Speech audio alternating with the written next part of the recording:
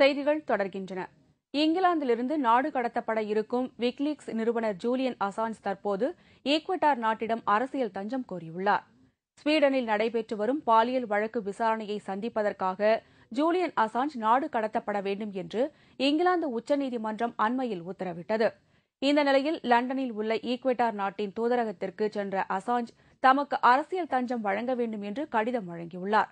ஐக்கிய நாடுகள் சபையின் மனித உரிமை பிரகடன சட்டப்படி ஈக்வடாரில் தங்கியிருக்க தமக்கு அனுமதி வழங்குமாறு அவர் அந்த கடிதத்தில் கேட்டுக் கொண்டுள்ளார். இந்த தகவலை ஈக்வடார் வெளியுறவுத்துறை அமைச்சர் ரிகார்டோ பாட்டினோ உறுதி செய்துள்ளார். விக்கிலீக்ஸ் எனப்படும் இணையதளம் வாயிலாக அமெரிக்க உளவுத்துறை, வெளியுறவுத்துறை மற்றும் உள்துறை அமைச்சகங்களின் ரகசிய தகவல்களை ஜூலியன் அசாஞ்ச் கடந்த 2 ஆண்டுகளுக்கு முன்னர் அம்பலப்படுத்தினார். இதனால் உலக அரங்கில் தலைகுனிவை சந்தித்த அமெரிக்க அரசு அசாஞ்சை தீவிரவாதி என்று பிரகடனம் செய்து தேடி வருகிறது. இதனால் இங்கிலாந்து சென்று தஞ்சம் அடைந்த அவர் மீது ஸ்வீடனில் 2 பாலியல் பலாத்கார வழக்கு பதிவு செய்யப்பட்டது. அந்த வழக்கில் விசாரணையை சந்திக்க ஸ்வீடன் செல்லுமாறு இங்கிலாந்து உச்சநீதிமன்றம் உத்தரவிட்ட நிலையில் ஈக்வடார் நாட்டிடம் அசாஞ்ச் தஞ்சம் கோரியுள்ளது குறிப்பிடத்தக்கது.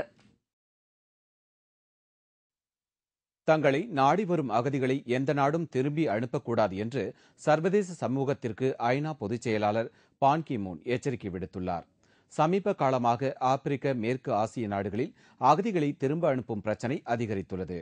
இந்நிலையில் உலக அகதிகள் தினம் இன்று அனுசரிக்கப்படுகிறது. இதனை முன்னிட்டு ஐநா பொதுச் செயலாளர் பான் கி மூன் வெளியிட்டுள்ள அறிக்கையில் தங்கள் உயிருக்கு பாதுகாப்பு இல்லாத சூழ்நிலையில் தான் சொந்த நாட்டை விட்டு வெளியேறி வேறு நாடுகளில் அகதிகள் தஞ்சமடையும் அவர்களை வரவேற்க வேண்டும் என்று கூறியுள்ளார். உள்நாட்டில் பல்வேறு நிதி பிரச்சனைகள் இருந்தாலும் அகதிகளாக வருபவர்களை திரும்ப அனுப்பக்கூடாது என்றும் வேறு வழியில்லாமல் நம்மை நாடி வரும் அவர்களுக்கு கண்டிப்பாக உதவி செய்ய வேண்டும் என்று தனது அறிக்கையில் பான் கி மூன் குறிப்பிட்டுள்ளார்.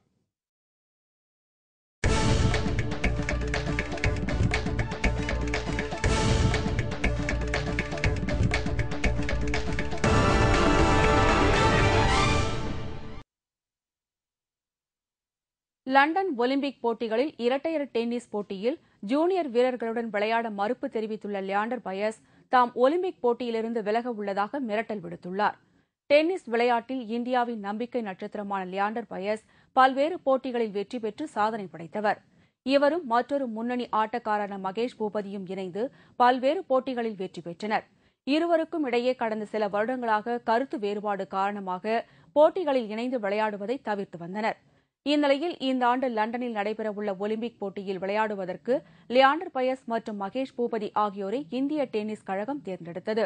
ஆனால் லியாண்டர் பயஸுடன் விளையாடுவதற்கு மகேஷ் பூபதி மட்டுமன்றி மற்றொரு முன்னணி ஆட்டக்காரரான ரோஹன் போபண்ணாவும் மறுப்பு தெரிவித்துள்ளனர். இதையடுத்து 2ஆம் நிலை வீரர்களை லியாண்டர் பயஸுடன் இணைந்து விளையாட இந்திய டென்னிஸ் கழகம் திட்டமிட்டது. இதற்கு லியாண்டர் பயஸ் மறுப்பு தெரிவித்துள்ளார். ஜூனியர் வீரர்களுடன் விளையாட வேண்டும் என்று டென்னிஸ் கழகம் தன்னை வலியுறுத்துமானால் ஒலிம்பிக் போட்டியில் இருந்து விலகுவதாக அவர் எச்சரிக்கை விடுத்துள்ளார்.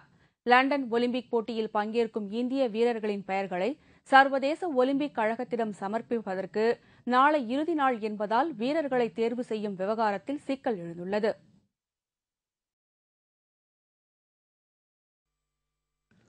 மீண்டும் முக்கிய செய்திகள். தேசியவாத காங்கிரஸ் கட்சியிலிருந்து PA சங்மா ராஜினாமா செய்துள்ளார். நரேந்திர மோடியை பிரதமர் வேட்பாளராக அறிவித்தால் கூட்டணியில் இருந்து விலக நேரிடும் என்று பாஜகவிற்கு ஐக்கிய ஜனதா தளம் மிரட்டல் விடுத்துள்ளது. நில மோசடி விவகாரத்தில் தன்மீது கூறப்பட்டுள்ள குற்றச்சாட்டுகளை சட்டப்படி எதிர்கொள்ள இருப்பதாக தமிழக ஆளுநர் ரோசையா தெரிவித்துள்ளார். பாகிஸ்தான் பிரதமர் யூசுப் ரசா கிலானியை அந்நாட்டு உச்சநீதிமன்றம் தகுதி நீக்கம் செய்ததை அடுத்து அந்நாட்டின் புதிய பிரதமராக மக்தூம் ஷஹாபுதீன் தேர்வு செய்யப்பட்டுள்ளதாக தகவல்கள் வெளியாகியுள்ளன. இத்துடன் செய்திகள் நிறைவடைந்தன. மீண்டும் செய்திகள் இரவு 10 மணிக்கு. வணக்கம்.